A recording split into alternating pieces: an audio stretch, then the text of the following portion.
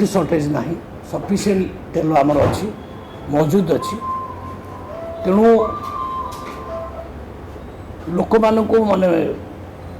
मोर भाई भौणी मान समस्त को अनुरोध करी गाड़ी आणतु गाड़ी तेल भर्ती कर नियंतु कौन सी प्रकार पानिक हूँ ना कि बड़ बड़ ब्यारेल घरे नहीं मौजूद करूँ ना मौजूद करवा ठीक नुह कारण तेल सर्टेज हम ना आम ये युद्ध में आमर सेमती किसी प्रभाव पड़ार ना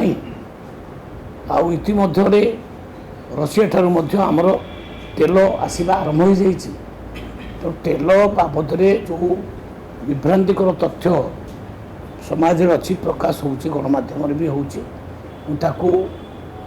ये कह चाहे जे आमर राज्यवासी माने भाई भौणी माने केवल सरकारी तथ्य को आ विश्वास को नियंतु ये बेसरकारी तथ्य उपर विश्वास करूँ ना सफिसीयंट तेलर व्यवस्था अच्छी कौटी भी असुविधा नहीं।